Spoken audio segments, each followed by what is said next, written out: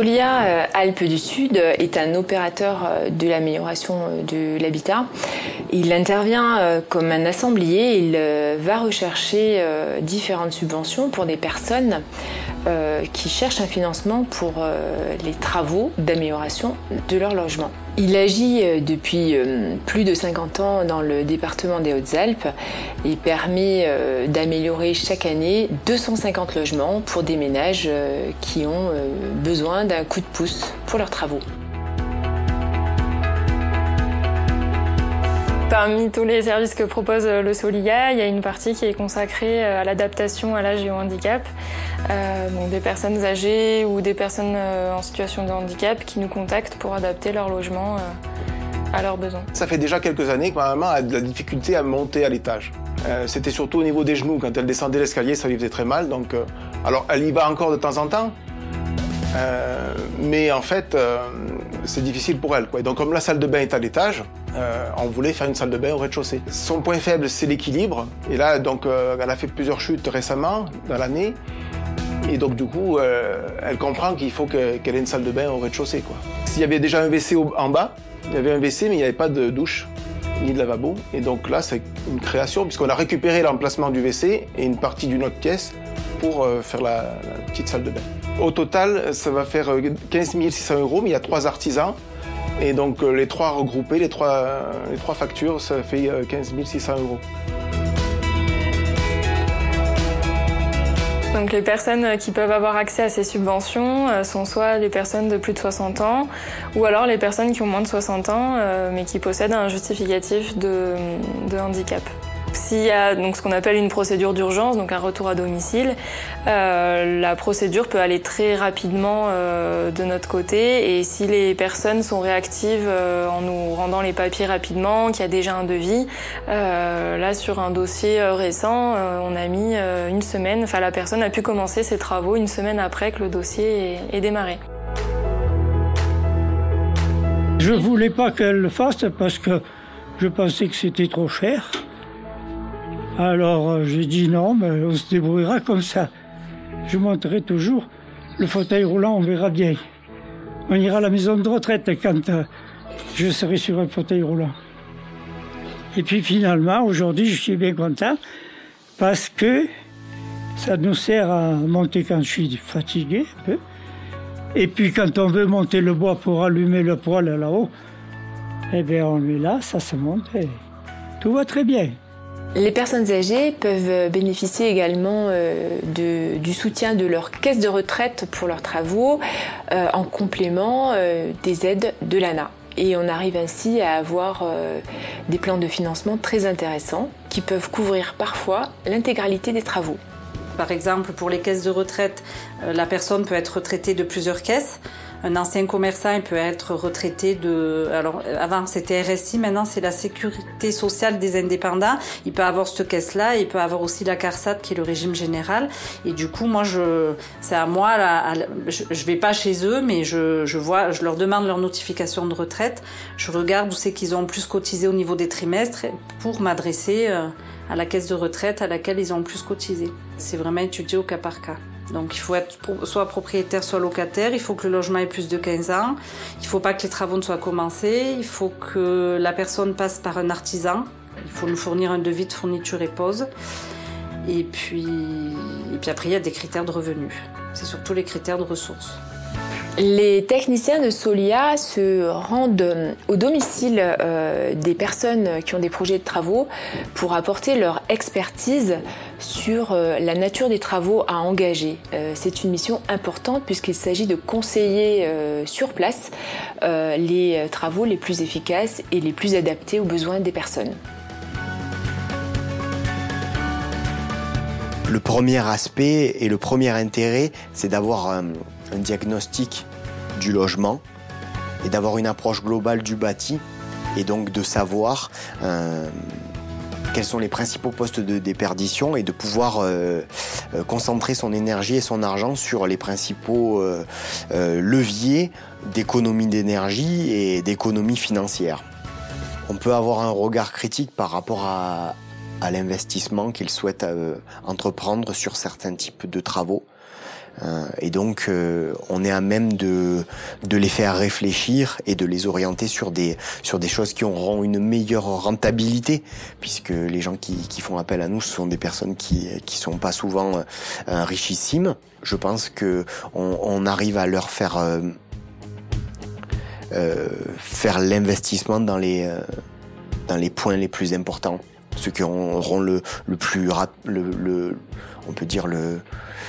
retour sur investissement le plus rapide. J'avais une chaudière donc à fioul qui me coûtait énormément en chauffage, donc j'ai décidé de changer de chaudière pour une chaudière à granulés. Sur une facture totale de 20 000 €, le Solia prend en charge 16 000 € de subvention. Donc ma facture énergétique va à peu près diminuer de 40%. J'ai eu ce projet d'isolation et de changement des menuiseries. J'ai contacté la Calora avec Laurent Dardanelli qui est sur l'Argentière. Et donc il m'a aidé à monter le projet, à voir les aides auxquelles j'avais le droit. Et donc ça m'a permis de financer le projet au total, parce que sans ces aides qui m'ont permis d'avoir à peu près un tiers de subvention par rapport au projet total, j'ai pu aussi faire l'isolation extérieure qui n'était pas dans mon budget au départ. Quand j'ai emménagé ici, la maison s'était pas refait du tout depuis les années de 60. Donc ça veut dire qu'il y avait le simple vitrage, un chaudière très très vieux, l'électricité de l'époque qui était, à mon avis, très dangereux. Donc j'ai prévu de faire les travaux, c'était dans mon budget, un petit peu de faire les travaux tout de suite, parce que surtout avec l'électricité, j'ai eu peur que quelque chose va se passer. Donc j'ai eu un budget de à peu près 40 000. Mais ça c'était juste pour les travaux nécessaires. Mais après, avec les subventions, j'ai pensé de faire d'autres choses aussi.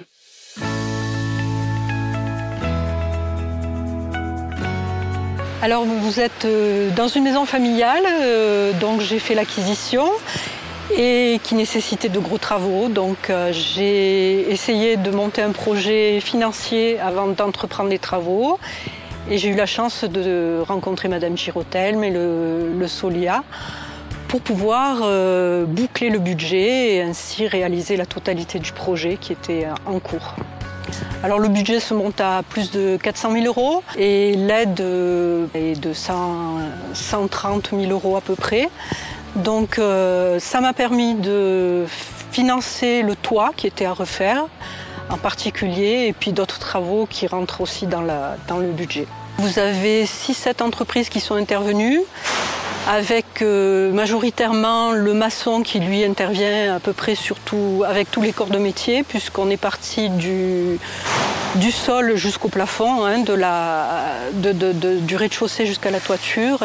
Et il est intervenu aussi bien au niveau des sols que des toitures pour refaire les bâtis et les choses comme ça. Ça fait plusieurs chantiers qu'on travaille ensemble avec Solia. C'est une facilité et ça aide souvent à finaliser les chantiers, puisque les clients finaux sont aidés via Solia.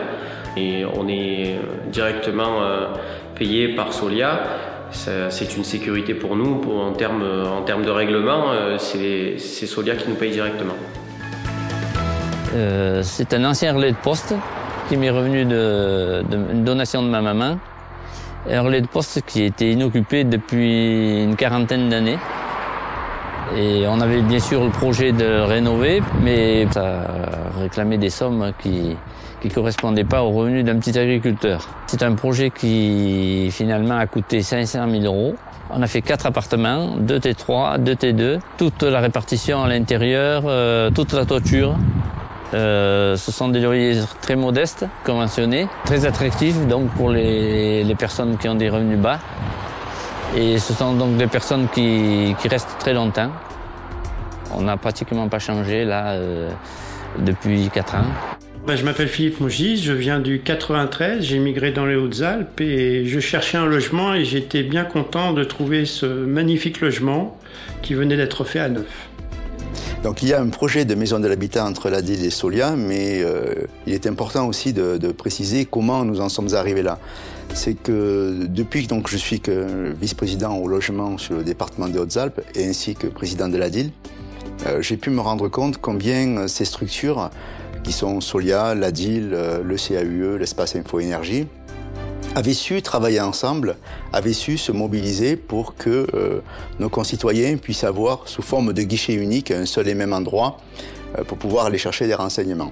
Donc aujourd'hui, de façon un peu plus concrète, c'est que ce travail a été fait et a été bien fait, c'est d'aller un petit peu plus loin, c'est d'aller dans un esprit de mutualisation avec donc le Solia et le président de l'ADIL que je suis, pour voir comment on peut, bien concrètement, apporter un service encore meilleur à nos concitoyens sur le département des Hautes-Alpes. Donc d'où le projet de maison de l'habitat, qui veut dire un lieu commun, qui pourrait ne pas s'en tenir à nos deux associations, qui pourrait être élargi, à partir du moment que nous avons comme état d'esprit de faire mieux dans un esprit de mutualisation. Je pense que tous les partenaires qui gravitent autour de la problématique logement seront les bienvenus.